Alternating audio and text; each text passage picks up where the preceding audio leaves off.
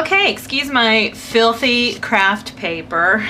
I work on these craft paper sheets until they are just totally gross, and then I throw them away. But yeah, it takes a lot for me to get to that point. So anyway, I am going to share how I am going to be preparing my technique backgrounds for the ArtGeeks.ning website. Kim Beisenkroth, who is, and I'm sorry, I don't know if I pronounced her last name properly or not, but she is Kimmerbe here on YouTube.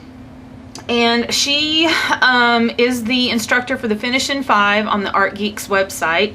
I am going to post a link down below for that website. And anyway, there are a group of us who participated in a techniques background swap. And so my backgrounds are, of course, one of them, of course, because you guys have seen me do it a gazillion times. My background technique is going to be collaging with paper napkins.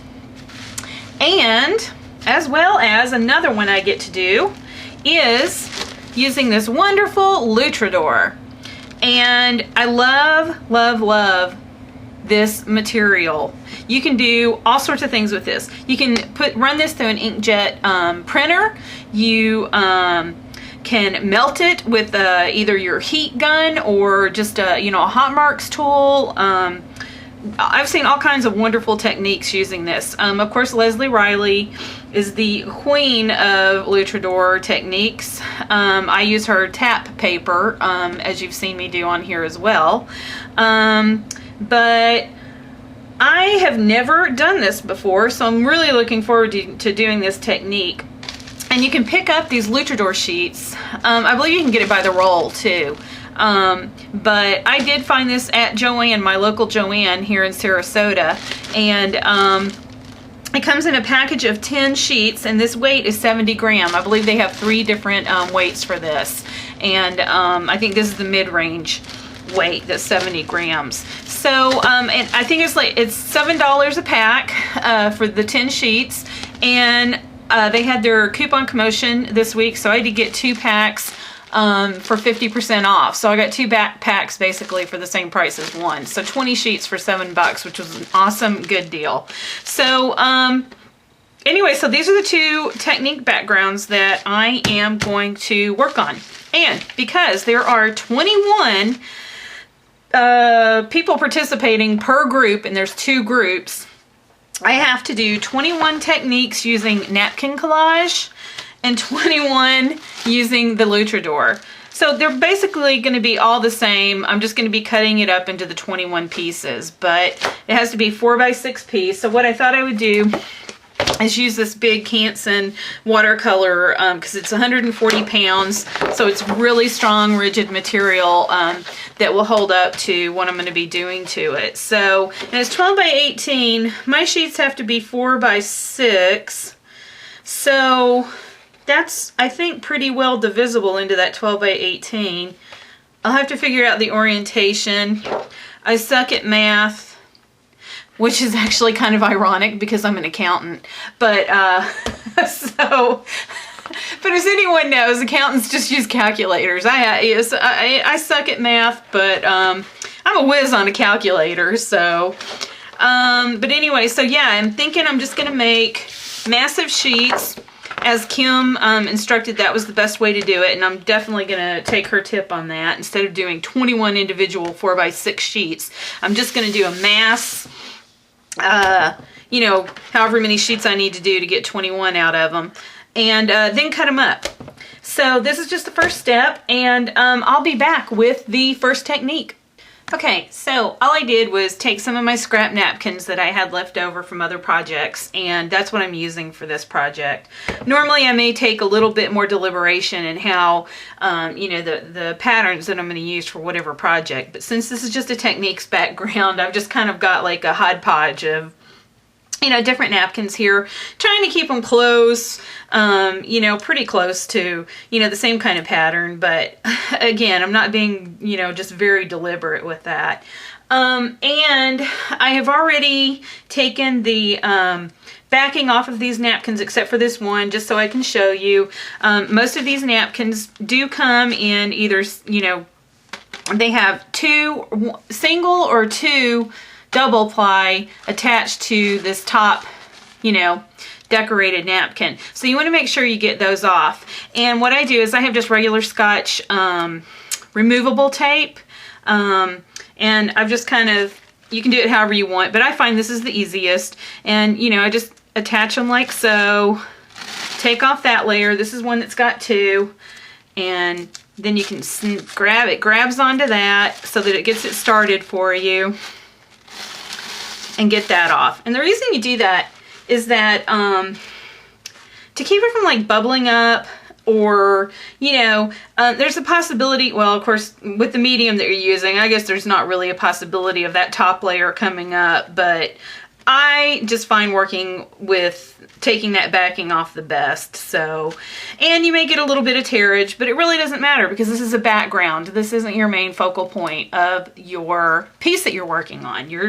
I just find that using decorative napkins, it's a great jumping off point for you on a blank page. So that's why I use it a lot, because it just gets me going. And so that was one of the main reasons I wanted to use this technique. So you're not looking at a blank canvas. You've already got some graphics down, and then you can just, you know, figure out what you want to do from that point. Going forward, okay, so I've got that off. I'd already done this to those pieces right there, so I'm just going to throw this away. Now, normally, because this material is super duper thin and very fragile, you have to be very careful when you're laying out your adhesive material, whatever you're going to use. Normally, I would use Golden's GAC 200 because it's perfect. No, I'm sorry, not GAC 200. I don't know what I'm talking about. I would be using the Golden Soft Gel for this, but yeah, I just, I don't have any of that right now. I ran out. I've got regular gel or extra heavy gel, but I don't have that. So right now, I'm just going to use the Collage Posh. I have used this quite a bit in, you know, these napkin collages. But anyway, and I'm going to be really careful with this cheapy brush because it's kind of a stiff brush, but these are my adhesive brushes. I like using the cheapy ones because then I don't have to worry about once it does finally go to pot on me. So anyway, and then what else? What am I forgetting? Oh, and then also on the substrate you're working on, there's really no need to gesso. I'm using this 140-pound watercolor paper, and because paint's not going to go on my substrate here, I don't need to gesso this. So I am just going to start by, if I can get the lid off, by just laying this out. And depending on how thick you get it, sometimes you don't even need to go over the top of it once you lay it out. But this looks like it's probably going to be kind of a thin coating, so I am probably going to go over the top. And you just want to be careful when you do that. Whoa.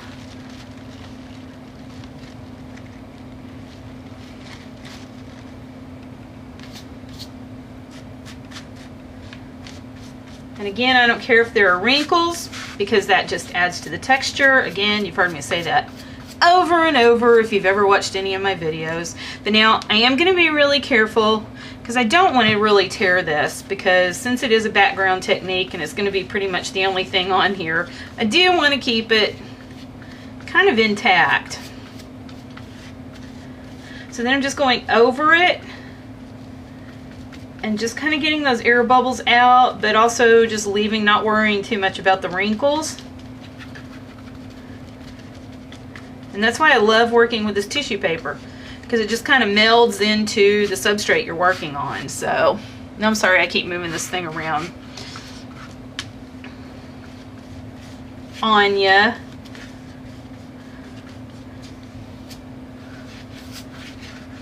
Okay, That seems to be on there pretty good. So I'm just going to continue to, you know, move around. Yikes. Move around here, putting these pieces on here, and you know, I think I need to do, I've got to do a few of these, so I will do that and be back. Okay, so I just wanted to come back. I did finish this one up. I still have to do, you know, all the others to get my 21 4x6 pieces, but I just wanted to come back because, and now you can see like what a nice little collage thing we've got going on here. So I think that's really cool. But the other thing is that I wanted to mention is that I did try this on a black background recently, and and though it came out okay, you know, you still can see a little bit of the images behind. I find that it does work the best on a white or a pale background. So I just wanted to throw that out there. I mean, like cream colored cardstock would be just fine. White, any kind of like pale pink, any of those kind of colors will be fine. But the black, your images do tend to get just a little bit buried. But unless that's the look you're going for, I mean, you know, then that's perfectly fine too. So I just wanted to come back and touch on that point. I'll be back. Okay, so these are my sheets, and now, the next thing that, you know, it depends on what you want to do. You know, when you're collaging with napkins, it's like, do you want to use something in the napkin, a pattern in the napkin, you know, to be a focal point of the page you're working on? Or do you just want everything to be buried, like in the starting base of your collage? So, you know, there's all kinds of different things that you can do with it, which is why I love working with this. But, you know, like if you wanted to make this little Eiffel Tower stamp be the focal point, you know, you could do things to surround this, like with paint colors and stencils and stuff like that, and still keep this image open. Or like this right here. Like this is, you know, this is like a very vibrant color.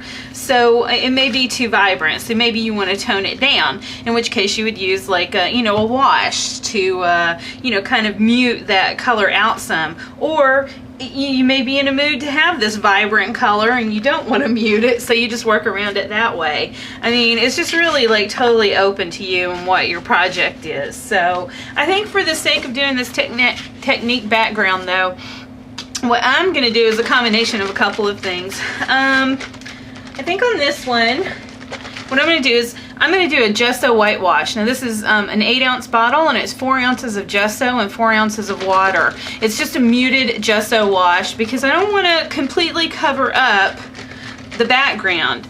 Otherwise, what's the point in using a decorative napkin? So I keep, and I'm going to water down my brush, soak my brush, just so I don't start with a dry brush. But I don't want it soaking wet either, so I'm going to tamp it on my towel a little bit. And I'm just going to come in and mute this down some. And, you know, I could come back in and, you know, maybe stencil over this some. I could stencil over it. I could, like I said, there's just, you know, kind of unlimited options with what you can do. Because like I said, it's just basically a very quick background to use. So, and I'm a lazy crafter, so I like stuff that's like easy and quick. So, and then what you could do is also take like a wet wipe, and you could like take some of that off if you want. So, you know, say you did want to, you know, go ahead and use that, you know, Eiffel Tower here. You know, you could go over that, bring that out some. And this is going to, you know, lighten up as it, you know, as it dries. So, you know, like maybe you want, now see I'm starting to lift up some of that napkin because I did not use the, that's kind of important. I didn't use the collage page all over like I sometimes do. And those areas are going to be more prone to lifting up because they're not sealed properly. So I probably should have done that over this. So you shouldn't use the wet wipe method of lifting this up unless you have, you know, really sealed that page really well with your medium. So, okay. I'm just going to leave that and see how it just kind of muted everything. So what I'm going to do is, you know, I'll probably come back after I get all these done and, excuse me, I think I just burped. Sorry, you guys. Woo! All right, that was rude. Okay, and so I'm going to let these dry. I'm definitely going to mute this one down as well because for the sake of this technique background we're doing, it is a little too much here. Do this one quick, but then for this last one, I think what I'm going to do is use some sprays instead, just to have something a little different going on. And then I'm going to come back to these after these dry and do something else over the top of it, like layer it just even more, maybe with some I can't think and do this at the same time. Like maybe with some stencils or, you know, whatever. Okay, so there's that. I'm going to go back to that wet wipe. Just use it to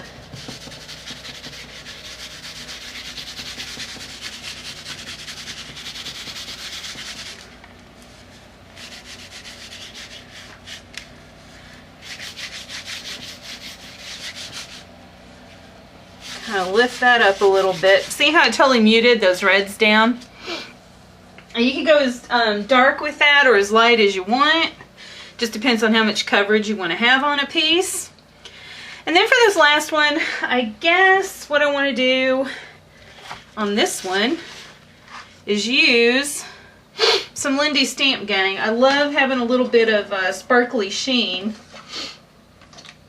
on these napkin collages as well. Hold on, let me get this out of the way. Okay, because I'm out of frame here. And I just pulled a couple of colors, and you always start with your lightest and work out to your darkest. So I have Lindy Stamp Gang in a bit of bubbly, which is this one, and Opal Sea Oats, which is this one. So I'm going to shake these up real good. Start with my lightest color here, this bit of bubbly, and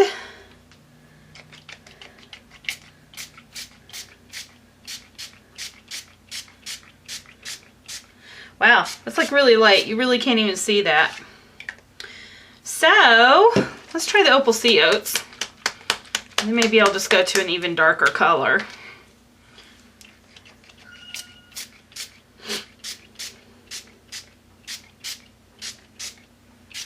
Yeah, I had a feeling I needed to use something darker. So I'm gonna let this dry and I'll be back. I really like using, when I'm trying to like grunge something up, I like using the Moonshadow Mists by Lindy's, because it's got, the Moonshadow Mists have browns in them. So I really like how it kind of grunges things up. So I use some of those on this page, and that's why it's got kind of, it's got that shimmer, but it's got like a very, you know, aged look with that brown color in it. So I really like that. So I'm going to do the same thing with my other two pages. So here I have a Moonshadow Mist in Crow's Nest Copper that I'm going to use on this page.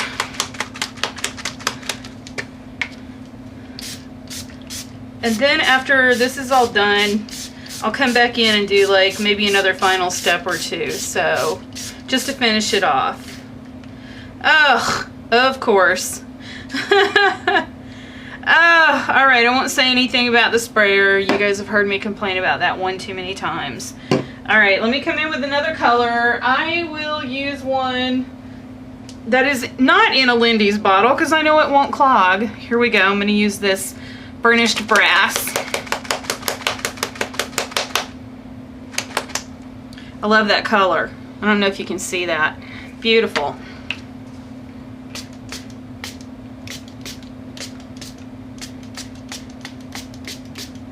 All right. And finally, on this one,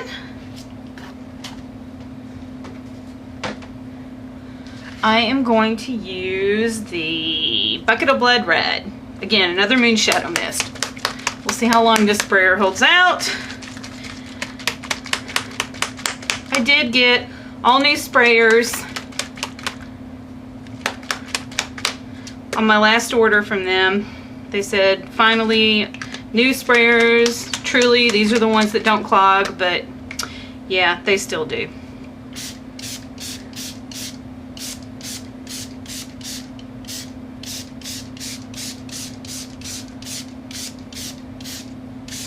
Okay, like I said, just to kind of mute it down a little bit even more. And I'm going to let these dry and come back and do the, I guess, last final touches on it. Okay, so what I've got now are, you know, these great backgrounds that I can work from. The last thing that I did is I did take a 12 by 12 Crafters Workshop template. I believe it's called Antiquities.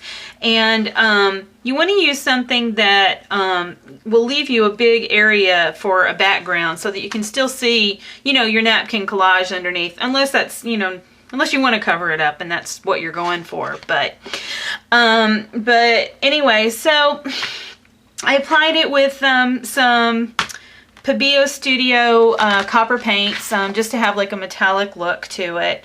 And I like how that turned out. So now, and on this one, what happened was I initially did this with, you don't know what I'm saying. I initially went through the Crafters Workshop template with Liquitex spray paint. And I didn't like the look of it, so that's why I went to this Pabio Paint Copper. But I liked how this turned out. What I did is I lined up my template over that blue spray paint and matched it up so that I could apply that copper paint over it, and it's given it kind of a 2D quality to it, so I really like that. And now I wish I had done that to these other two, but anyway, I did not do that. And so yeah, now all I have to do is cut these down to my 4 by 6 pieces, get my directions put on the back, and this technique is down is done. One down, one to go is what I meant to say. So I will be right back with my Lutrador technique.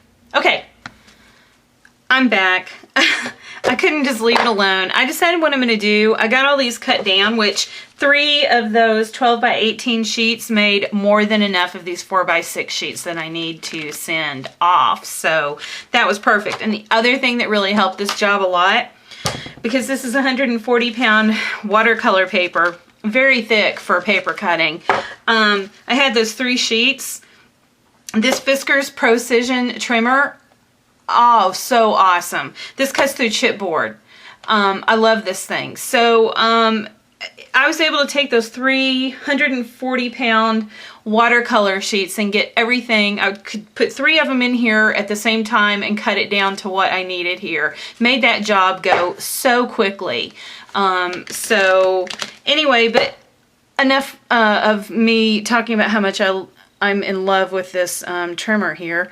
I decided that I wanted to take some of the Tim Holtz Distress Ink and Walnut Stain with my little applicator tool here, and I decided just to finish off each of these pages that I kind of wanted to do some distressing ink around the edges, because I do on my journal pages, I do finish off for the most of the time anyway, I do finish off my edges by framing it out somehow. But anyway, so that is how these are going to look when they go to Kim up in Canada. Alright, now I'll be back with the next technique. So when I decided to take part in this swap and found out I was able to do 2 techniques, I wanted to do one technique that I use quite a bit in my art journal and canvases, and that was what I just did, the decorative napkin. But for the second technique, I wanted to use one that I've been wanting to try but just haven't you know, gotten around to doing it. I think I tend to be really comfortable in doing things that I know instead of trying new things. And so Lutrador was one of the things I wanted to try. And so this was a perfect opportunity to do it. So I decided to do one technique that I really knew and then another technique that was completely unknown to me. So that is what I'm getting ready to do for this next set of cards I have to do. So this is the Lutrador. As I mentioned, you can pick this up at Joann.com or Joann at the stores. At least my store locally has it. It's like just under $7 for a package of 10 of this 70-gram weight. You get these 10 sheets. And so like I said, I bought these when they were 50% off for their coupon promotion. So I got 2 packs for the same price as one, which I thought was a great deal. So I have pulled 7 sheets out. That's what it's going to take to cover my 3 sheets of watercolor paper. And this is where I'm going to start. So you don't...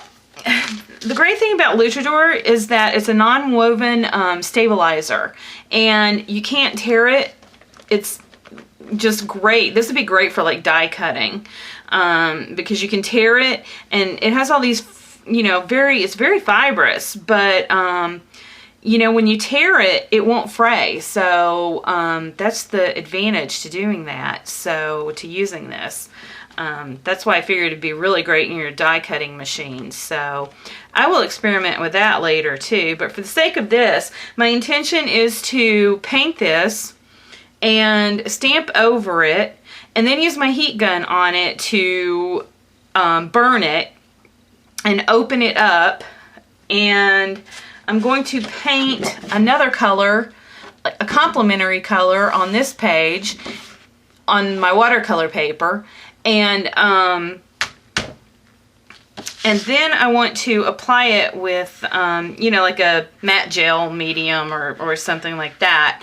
And adhere it down, and then I can cut my sheets. But, so that's where I'm at right now. I'm just trying to get this game plan in my head. So, all right, let me get this out of the way. And I guess the first thing I'm going to do after I get this out of my way, and I did decide to go with the paint on the Lutrador. I decided to go with a Lumiere pearlescent blue color. And you don't have to use a fabric paint. You can use any kind of acrylic paint on this, but just for the sake of this, I love the Lumiere paints anyway, and I have an extra bottle of this pearlescent blue, so I'm going to start using some of this up. So I am just going to paint, I'm going to paint these all in the same color, and I just shook my bottle up really good. And I'm trying to find a brush right now. I want to find one that's going to fit in this jar because I'm going to paint just right out of the jar. I'm going to dampen my brush so I'm not working with a dry brush. And then I'm just going to come in here and just start painting. So I'm going to do all 7 sheets like this and come back. And first of all, I'm going to try to figure out, I hope you'll be able to see the stamping. So now I'm wondering if maybe I should have gone with another color, because now I don't know if you'll be able to see the stamping when I get it done.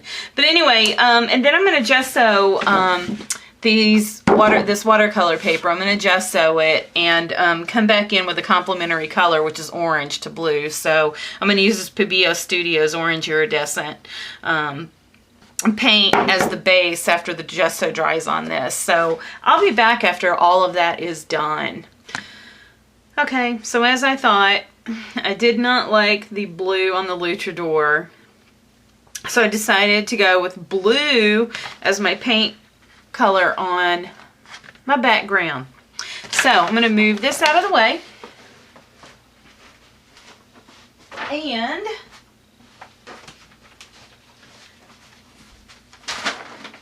I am going to bring in my painted Lutrador sheets. So the only thing In hindsight, now that I'm looking at this, the only thing that I don't like about it, even though I am from Florida, and yes, I am a Gator fan, I did not realize when I did this how how U of F this was going to look with my orange and blue. So that totally was not my intention, but anyway, it's what I'm doing. I'm not going to change that. So pardon any people who cannot stand the Gators and are offended by this. Okay, so I am going to lay this all out because I'm kind of trying to do this assembly style. Oh, and let me just show you how this looks. So there you can see I just love the texture on the Lutrador and how fibrous it looks, and you really have to, those paint colors just soak right in, so had to use a lot of paint. Alright, I'm just trying to set this out to get the most use out of my stamp. I'll have to do these three separately. Because now what I want to do, I want to use my Impression Obsession script background stamp to put a layer of stamping on this. So I have my rocker mount out. Now I gotta find my script stamp. And of course it's gonna be the one on the bottom. Of course. Next to the bottom anyway, or next to the last on the bottom. And okay. Alright, so this is the script stamp by Impression Obsession. It's iostamps.com, and you can look at their create a cover cards if you're interested in these, because these are perfect for mixed media. And like I said, I am going to mount it on my acrylic rocker block here, so hey, why aren't you sticking? Stay! Bad stamp. Okay. I'm trying to make sure this doesn't overlap because I want to cover all the areas. Okay, now, and because I'm going to be using the, you know, some kind of gel medium to adhere these, which is the reason why I didn't use any kind of sprays or, you know, I don't know what I'm trying to say. Anything that would react to water I didn't want to use because I'm going to, you know, I didn't want the colors to run. So I'm going to use this Black StazOn. Ink it up real good. Okay, and just start going in with my stamp. Rocking it in. Alright, so you get the gist of what I'm... making a mess. You get the gist of what I'm doing here. I am going to go over every one of these just to have, you know, a really nice background on here. So I'm going to continue to do this and I'll be back. Okay, now comes, well, first let me show you. So these are the way my sheets turned out with all the script on it. So, alright, so now what I'm going to have to do is distress all these. Now, here's the thing. I'm going to try it with a heat gun and see how it goes. It's the first time I've done this, so I don't know how. I know it's very time consuming. You have to sit here and hold the heat over this for quite some time from the videos that I've seen here on YouTube. So, since this is not going to go very quickly, I'm going to go ahead and do this when I'm not recording And otherwise you'd be sitting here for 5 minutes watching me, because as you all know, I have an old computer. I can't do the Windows Movie Maker on my computer, so I have no way of fast forwarding through my videos. So I'm going to break here and come back when it looks like this is about to start turning on me, so you can see what it's doing. And then I'm going to continue to do that with the rest of my sheets, so that I can continue on to the next phase. Okay, I've been sitting here for probably 3 minutes doing this now, and it's just now starting to lace up on me and put the, and put the holes on it. So this is very time consuming. Not so much if you're doing your own little project, but considering this huge project that I'm doing, and I've got to do 7 or 8 of these sheets, this is going to take a long time. So, like I said, I want to do this lacing thing behind the color background, because you can kind of see how that color is just going to kind of shine through, once I get that lace pattern in there through the burning. So I really like the way that's going to, look once I get the matte medium or whatever put down on it, to get it adhered down to the page. So okay, I'll be back. Okay, I figured out what I was doing wrong. So you really can't do it like this. You really have to just hold it up to get the kind of distress that you want. The air really, I guess, has to, be able to go through. And the heat's just, blocked when it's sitting down, I guess. I'm just guessing, because I don't really know, but I know just as soon as I lifted this up, everything started burning a lot better.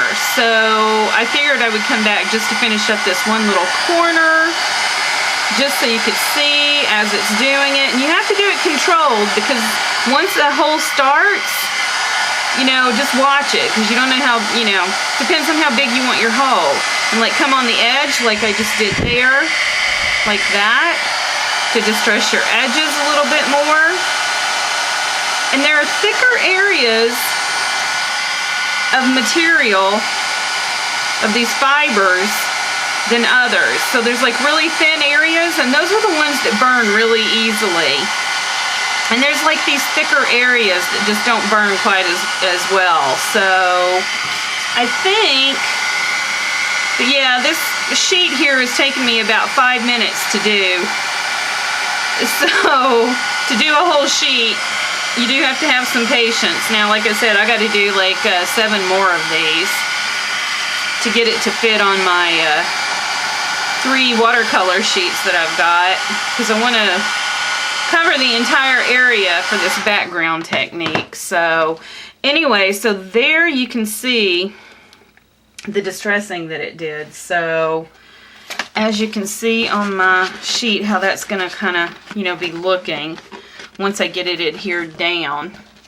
So, and you can do all sorts of things, in the background. This leaves you open for doing all sorts of things. You can make a really big hole and have something on your substrate as far as like a focal point, like a picture or a drawing, or, any kind of art that you want to showcase on a page or a canvas or whatever it is you're working on. This Lutrador can, you can just burn your hole wherever you want, not even in the center, just off to the side, wherever, and, have that piece show through. So, yeah, I really like this material. So now I'm going to do these other 7 sheets and then come back when I'm getting ready to adhere this down. I can't wait to see what that is going to look like once I have my gel medium on here and I'm starting to, get it stuck down. So should be interesting. Okay, so I'll be back. Okay, so I got them done. Here are all the sheets. They turned out to be really stiff after burning them. So I think I'm going to have to use a heavy gel to get this adhered down onto my watercolor sheets. So I don't have any matte gel. All I have is this gloss heavy gel. So that's what I'm going to use. I would prefer to use matte, but I don't got it. So this is what I got to use. All right, and I am going to lay this on thick.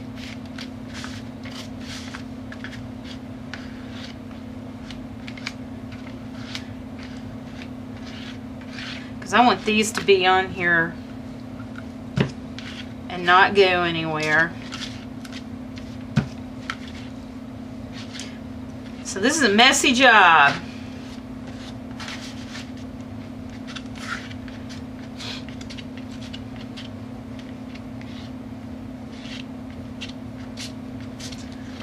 I don't want it gloppy, but at the same time, I really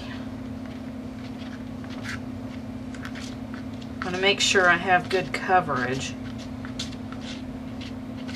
I don't want a corner sticking up after this dries, and then it's like, I forgot. And yes, I'm in my football jersey. I'm ready for bed. I am dressed for bed. I was dressed for bed at 6 o'clock tonight. Oh boy. I'm getting so old. Okay. There we go. Shoot. Guess I need to come further down.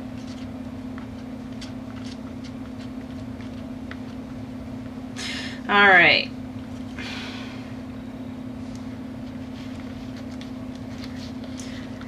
I won't get this gunk all over my hands. And this is why I used the StazOn and why I used acrylic paint. Because, see, you got no transfer of color. Oh yeah, definitely needed. Boy, that ain't sticking down. You definitely did need that heavy gel. I don't think regular gel would cut it. Even this is like... So this is going to dry clear, so I'm not worried that it's leaving this white film on it.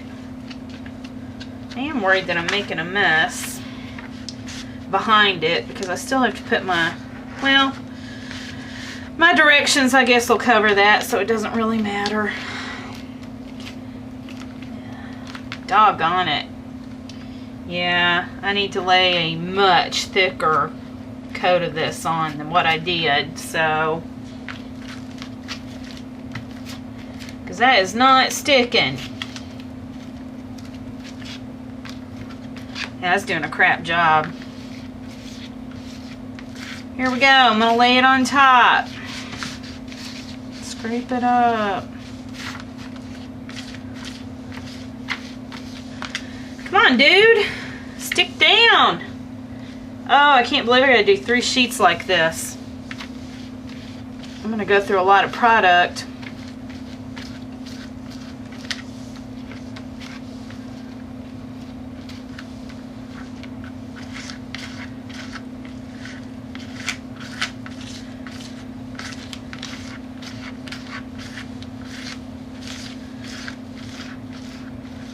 Just going around this, making sure I've got everything stuck down. Okay, so I'm going to do that for the rest of this sheet and on the other 2 sheets. Let it dry and I'll be back. Okay, so this is completely dried and I'm getting ready to cut it down into my 4x6 pieces, but this is how it turned out. I really like it. It's really textural. I like the burn effect, so you can still see, you know, the background.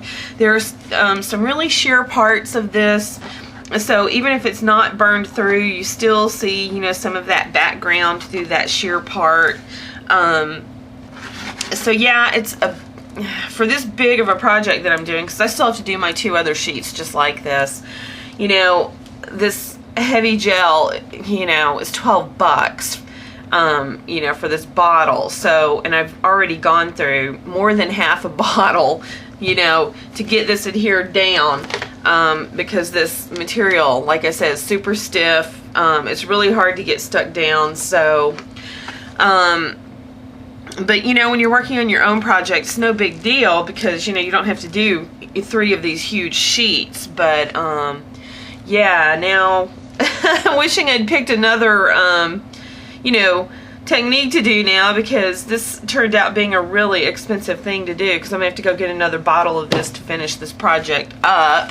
But you know, for your own project, that's you know, like I said, I really like that. So then you can continue on doing, you know, topping this off however you want. You know, it's just like cake decorating. Just, you know, finish it off however you want, whatever is pleasing to you. But so this was an interesting background technique, and you know, I will use this in another, you know, like my own art journal or whatever. But yeah, not a big thing like this ever again. So, not to mention it was totally messy. I was picking glue off my hands all night. So, alright, that is it. I'm going to get these all here, and I'll show you. This is the Precision Trimmer. I'll also show you how just super easy this is to use. Because like I said, this is 140 weight cardstock or watercolor paper.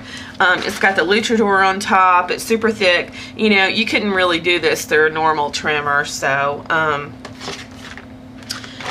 anyway, I'm going to measure out my 6 inches here. Lock it in place.